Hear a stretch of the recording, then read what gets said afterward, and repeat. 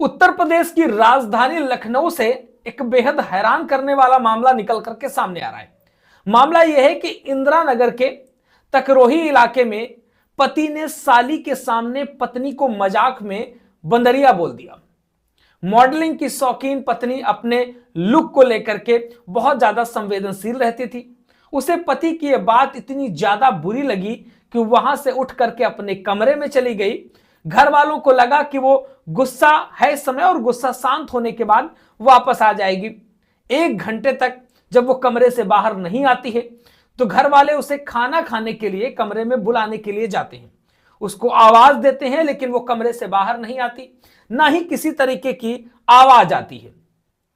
पति भी जाता है, पति भी बुलाता है, लेकिन फिर भी वो महिला कुछ नहीं बोलती।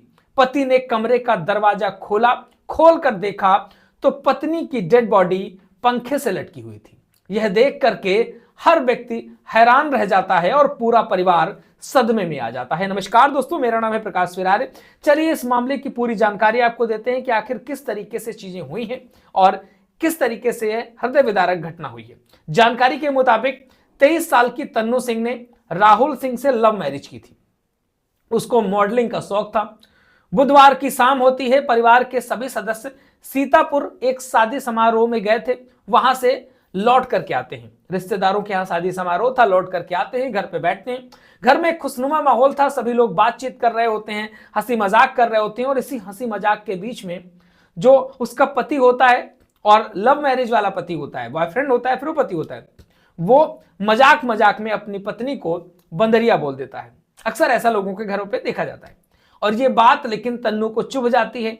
वह तुरंत अपने कमरे में उठकर चली जाती है और कमरे को जाकर के बंद कर लेती है। घर वाले सोचते हैं कि भाई गुस्सा होगी, गुस्से में लेटी होगी, शांत होगी, लेकिन जब वो बहुत देर तक बाहर नहीं आती, घर वाले जाते हैं, बुलाते हैं, फिर भी नहीं आती। दरवाजा खोल के देखा जाता है कि वो फांसी के फंदे पे लटकी पाई जाती है। उसने जानलेवा कदम उठा लिया और आत्महत्या कर ली। घर वालों ने जब कमरे के भीतर का नजारा देखा तो उनकी चीखें निकल गई।